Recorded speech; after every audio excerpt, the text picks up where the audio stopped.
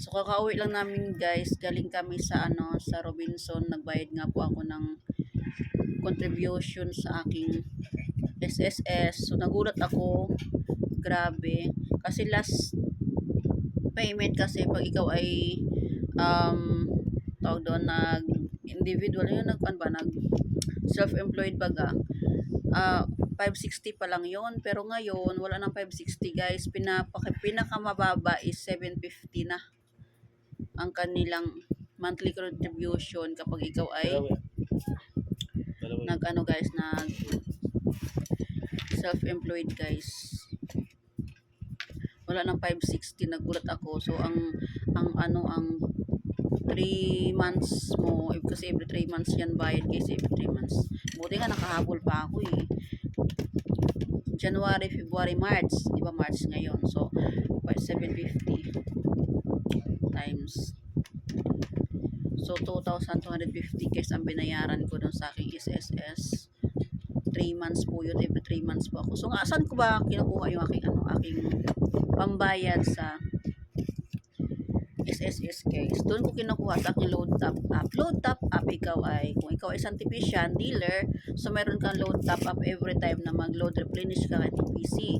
Doon, inaipon ko po talaga yan guys. Halimbawa, syempre ang puhunan ko is every load top up ko is every replenish ko sa TPC 20,000. So may darating sa akin na 200. So yung 200 na yun, tubo ko na yun. So ilalagay ko na doon sa aking ipon, sa aking load top up guys. Meron na dito siya, nakalagay po yung sa alkansya. So yan po ako nag-iipon ng aking pang SSS monthly contribution guys, kasi wala naman akong trabaho, wala naman akong pagkuhanan na pambayad guys. Doon ko siya ginagamit, kaya hinihiwalay ko po talaga yung aking load top up guys sa load as a dealer, kasi yun nga po ang pinagagamitan ko doon, yung pangbayad ko sa SSS. Kailan din po kasi yan guys, pinagpatuloy ko ang aking SSS mula nung nag-stop na po ng trabaho, pinagpatuloy ko po siya, ng self-employed na lang po ako guys. Yun nga po, nagmahal na po siya, baka next year mag 1,000 na po yan guys. Diyos mio marimar, magkano ang tinaas niya? 750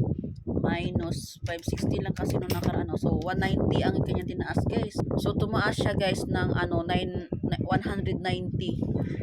Ako 750 plus,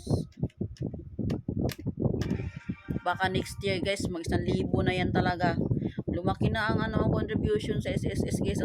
Pero okay lang din po yun, kasi sa iyo din naman napupunta yan. Pero lang, medyo hirap lang talaga. Ako medyo nahihirapan ako, no, kasi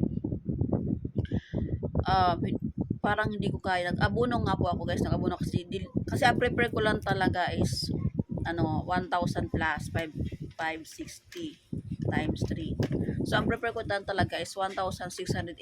Buti na lang kako may laman yung GCash ko sa load, yung mga sa TPC load ko. So ayun, dinagdagan ko siya sa GCash, kaya umabot siya ng 2,250. So sa mga nagbabalak po dyan na mag self-employed guys, sa contribution, monthly contribution ng SSS, so update ko lang kayo na tumaas na po siya. 750 na po ang kanyang pinaka mababa sa monthly contribution ng SSS kapag ikaw ay self-employed. Pag mag individual po, yun. So kain na ako guys, kasi gutom na ako, pagod din, hindi naman ako pagod, pero gusto ko matulog din, pero hapon na, alis po mamaya, mamimili pa. Diyos ko, grabe, buti na lang talaga Biyernes bukas. Bukas ba Biyernes? O Biyernes bukas, walang pasok si Puli, pero hindi makatulog. Baka mamaya guys matulog, idlip muna ako dito kaya ng powers. So may bata nagmamaktol doon, si Puli nagmamaktol siya kasi ayaw na nga umuwi, galing naglalaro sa Robinson, ayaw na umuwi guys. Gusto niya nandun. Diyos ko po, sa iba, ayaw pumasok dito, bahala sa buhay niya. So lang po guys, kain muna tayo.